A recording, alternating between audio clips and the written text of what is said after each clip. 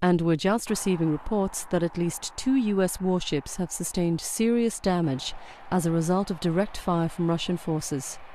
Details are unclear and the number of casualties remains unknown, but it is reported that at least 1 vessel has been sunk with major loss of life and that contact has been lost with a further 2 ships in the area.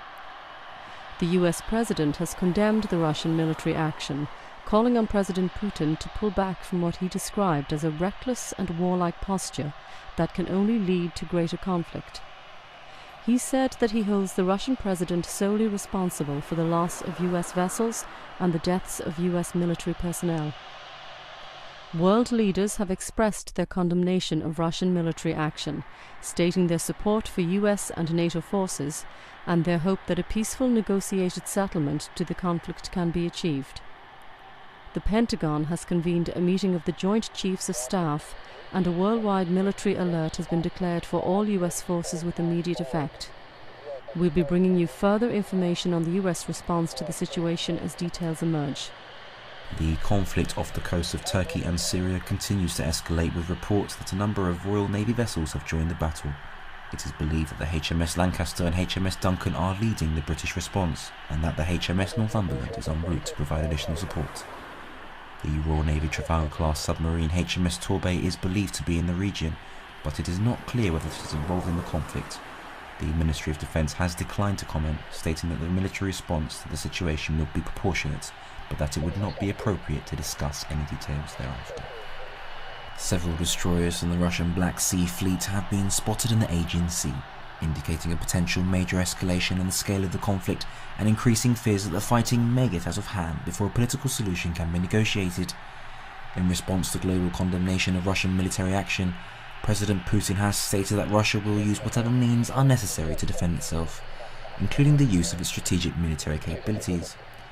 Russian forces are already at a heightened state of combat readiness, following significant military exercises over recent months and the deployment of the S-400 advanced surface-to-air missile system along the Turkish border and in eastern Ukraine.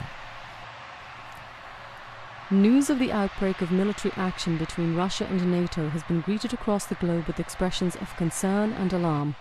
Reporting restrictions have been imposed due to the sensitivity of divulging troop movements, but we are hoping for an update from our local reporters in the region and from other news networks in due course. In the UK, the mobilisation of the armed forces is continuing, with a full recall of all reserve forces and heightened security at military bases and airfields. Typhoon fighter jets from 29th Squadron at RAF Coningsby in Lincolnshire and 6th Squadron at RAF Lossiemouth in Scotland have begun patrolling UK airspace, and restrictions on civilian and commercial air traffic have been imposed around military and nuclear power facilities. The Ministry of Defence has ordered the dispersal of key military forces and strategic bomber aircraft to various bases across the country, and the British submarine fleet has left the naval bases at Faslane in Scotland and from Portsmouth on the south coast. Traffic restrictions have been reported on certain motorways and access points, causing tailbacks in many areas and bringing traffic to a virtual standstill on parts of the M25. Emergency services and hospitals in the UK have also been placed on high alert. A senior spokesperson for the NHS has stated that it is important that the UK is prepared for any eventuality, but that this should not be a cause of undue alarm or concern. And just to recap on the main points so far, a serious incident has been reported between Russian and NATO military forces off the coast of Syria, apparently resulting in direct fire from Russian warships against US and British naval forces, resulting in the loss of at least 1 naval vessel and with casualties now exceeding over 200 troops killed and several hundred more either injured or unaccounted for.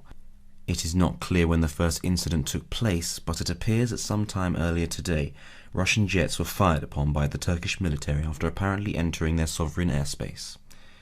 It is not known whether any Russian jets were shot down, and the Russian government is so far neither confirmed nor denied that this incident took place.